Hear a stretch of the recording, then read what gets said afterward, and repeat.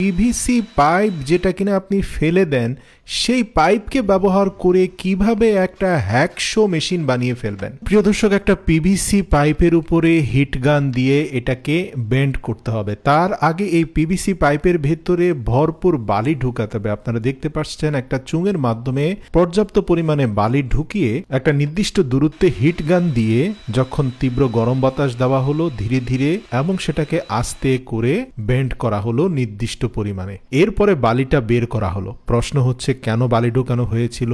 বালি ছাড়াই তো এটাকে ব্যান্ড করা যেত। হ্যাঁ প্রিয় দর্শক, বালি ছাড়া ব্যান্ড করা যেত। সেক্ষেত্রে যে অংশ ব্যান্ড হয়েছে সেই জায়গাটা সরু হয়ে যেত।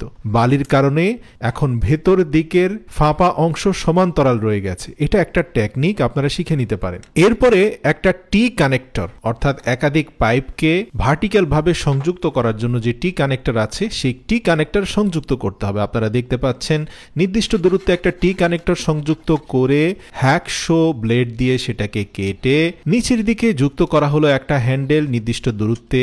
আরেকটা কানেক্টরকে হিট গান দিয়ে হিট দিয়ে কিছুটা ব্যান্ড করে মোটামুটি 35 ডিগ্রি অ্যাঙ্গেলে ব্যান্ড করা হলো এবং প্রত্যেকটাতে পর্যাপ্ত পরিমাণে পিভিসি পাইপকে হিট গান দিয়ে গলিয়ে পুরুত্ব বাড়ানো হলো যাতে এর স্ট্রেংথ অনেক বেশি থাকে। আপনার মনে হতে পারে স্টিলের হ্যাকশো অনেক মজবুত হবে, কিন্তু আপনার কোনো ধারণাই নেই যে স্টিলের হ্যাকশো থেকে এটা কোনো অংশে কম নয়, কারণ এই পিভিসি পাইপগুলোর পুরুত্ব অনেক বেশি এবং এটার স্ট্রেংথও অনেক বেশি। মূল ফ্রেমটা ভিডিওতে দেখানো প্রসেসে সম্পূর্ণ করে পর্যাপ্ত পরিমাণে সুপার গ্লু লাগিয়ে প্রত্যেকটা অংশ পার্ট বাই পার্ট সংযুক্ত করে নেবেন এবং নিম্নাংশের কানেক্টরে দুটি বড় করে ছিদ্র করবেন এবং দুটি নাটকে সেখানে সংযুক্ত করতে হবে। মাপঝোঁক কমপ্লিট হওয়ার পরে নির্দিষ্ট পরিমাণ অংশের বাইরের অংশটাকে কেটে ফেলে দিতে হবে এবং অগ্রভাগের দুটি অংশকে চ্যাপ্টা করে নিতে হবে গ্রাইন্ডার মেশিন দিয়ে এবং মধ্যবর্তী স্থানে দুটি ছিদ্র করতে হবে। এর উদ্দেশ্য কি জানেন প্রিয় দর্শক? এর মূল উদ্দেশ্য হচ্ছে